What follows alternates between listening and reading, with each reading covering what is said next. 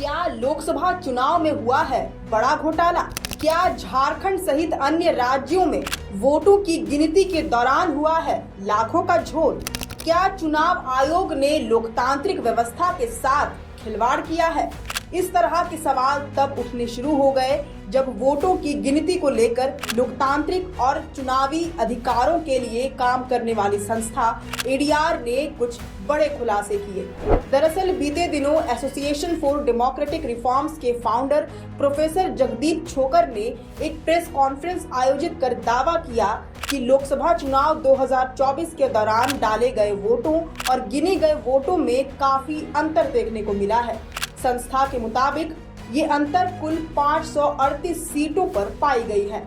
362 सीटों पर डाले गए मतों की तुलना में 5,54,598 वोट्स कम गिने गए।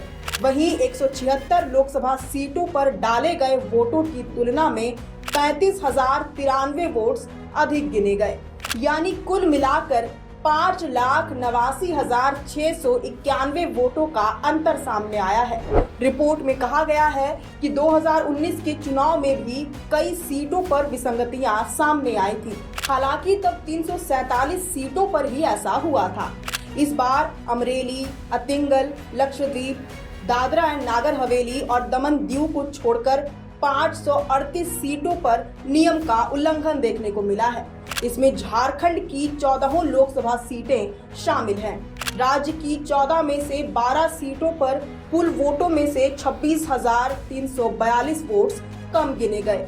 वहीं राजमहल और हजारीबाग लोकसभा सीट पर डाले गए कुल वोटों में से 393 वोट्स ज्यादा गिने गए। एडीआर की रिपोर्ट के मुताबिक सबसे बड़ा अंतर अलीगढ़ में देखने को मिला, जहां पर 5,896 वोट्स कम गिने गए। इसके बाद असम के करीमगंज में 3,811 से ज्यादा अतिरिक्त वोटों की गिनती की गई, जिसमें बड़ी विसंगति थी। एडीआर की रिपोर्ट में यूपी की 55 सीटों का जिक्र किया गया है। इसमें 53,960 वोटों की गिनती कम हुई है। वहीं 25 सीटें ऐसी हैं जहां 6,124 वोटों की गिनती अधिक की गई है। इसके अलावा दिल्ली के सभी 7 सीटों पर 8,159 कम वोटों की गिनती की गई है। वहीं उत्तराखंड की 5 सीटों पर 6,315 वोट्स कम गिने गए। इसके अलावा बिहार की कुल 40 सीटों में 21 सीटों पर कुल वोटों में से 5,015 वोटों की अधिक गिनती की गई।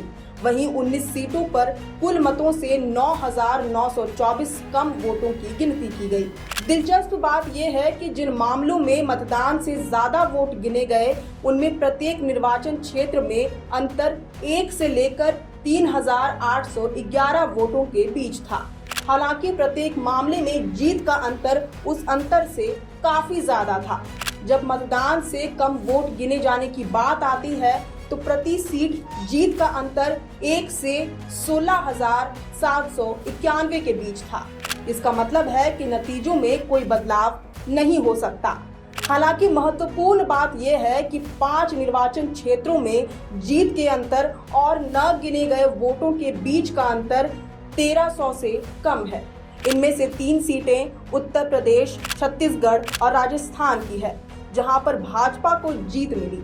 वहीं पंजाब की 1 सीट कांग्रेस ने जीत ली है। वहीं यूपी की 1 सीट समाजवादी पार्टी ने जीती है। एडीआर की रिपोर्ट में कहा गया है कि चुनाव आयोग काउंटिंग का आखिरी और ऑथेंटिक डेटा अब तक जारी नहीं कर पाया। ईवीएम में डाले गए वोट और गिने गए वोट में अंतर पर जवाब नहीं दे पाया है। वोट प्रतिशत में वृद्धि कैसे हुई, इसके बारे में भी अब तक नहीं बता पाया है। कितने वोट पड़े, मतदान प्रतिशत जारी करने में इतनी देरी कैसे हुई, इन सारे सवालों के जवाब चुनाव आयोग को देने चाहिए, जो अब तक नहीं दिए गए। जगदीप छोकर ने कहा, लोकसभा चुनाव 2019 और लोकसभा चुनाव 2024 में कई गलतियां सामने आई हैं, जिनके खिलाफ चुनाव आयोग ने सख्त कदम नहीं उठाया। इससे वोटरों के मन में कई तरह की आशंकाएं पैदा हुई हैं। इन आशंकाओं का गंभीरता से समाधान किया जाना चाहिए और उन्हें दूर भी किया जाना चाहिए। आपको बता दें कि देश भर में छठे चरण के मतदान के समय भी एडीआर ने पड़ने वाले वोटों की संख्या और गिने जाने वाले वोटों की संख्या में गड़बड़ी को उजागर किया था। उस दौरान भी संस्था ने सवाल खड़े किए थे कि मतदाताओं की संख्या जितनी नहीं है उससे कई ज्यादा वोट्स कैसे पड़ जा रहे हैं। हालांकि तब भी चुनाव आयोग की ओर से कोई ठोस कदम नहीं उठाया गया था। अब अगर ऐसा ही चलता रहा तो झारखंड में होने वाले विधानसभा चुनाव में भी इसका असर बखूबी पड़ सकता है। इस बार के चुनाव में भी पड़ने वाले वोट्स और गिने गए वोटों में अंतर दिख सकता है और प्रत्याशियों की हार जीत पर गहरा असर भी पड़ सकता है।